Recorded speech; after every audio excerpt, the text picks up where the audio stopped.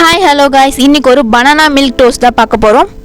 அதுக்கு ஒரு bread slice எடுத்து அதுக்கு மேலே பனானா ஸ்லைசஸை வச்சு ஃபோக் ஸ்பூனால் நல்லா மசிச்சு விட்டுக்கோங்க.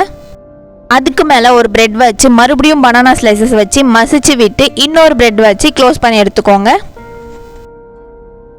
இப்போ ஒரு 1/4 கப் பாலில் 3 table spoon sugar, 1/2 table spoon custard powder சேர்த்து மிக்ஸ் பண்ணி வச்சுக்கோங்க. அடுத்து ஒரு பேன்ல லைட்டா கீ ஆட் பண்ணி நம்ம ரெடி பண்ணி வச்சிருக்க பிரெட்டை சேர்த்து 2 சைடும் டோஸ்ட் பண்ணிக்கோங்க. நல்லா ப்ரௌன் ஆன உடனே நம்ம ரெடி பண்ணி வச்சிருக்க கஸ்டர்ட் மில்கை சேர்த்து டோஸ்ட் பண்ணிக்கலாம்.